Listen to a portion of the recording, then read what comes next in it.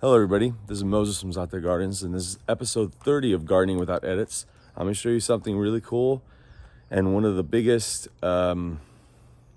questions or rude comments I get on how I'm training people incorrectly on how to garden. It's putting wood chips in your garden. Now, I have over 1,000 videos. I think I'm at 1,040 videos right now, over 4.5 years of doing content for YouTube.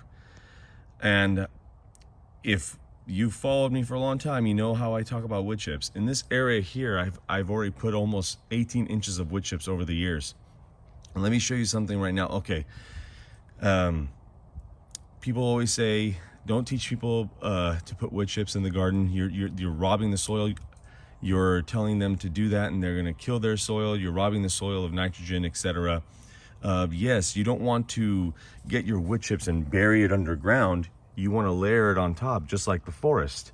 The forest, when limbs break or the leaves fall, or a tree falls over, it doesn't get buried in the ground.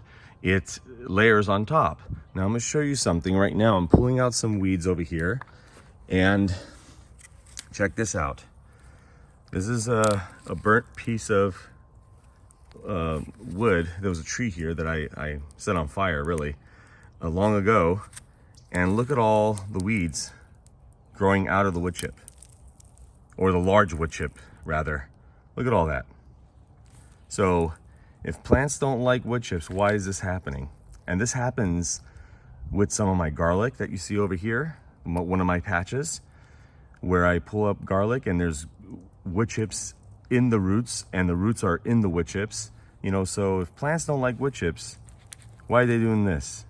And I don't know if you noticed, my garden is very green. And if you watch a lot of my other videos, you'll see how green it is in some of them. So, happy gardening, everyone.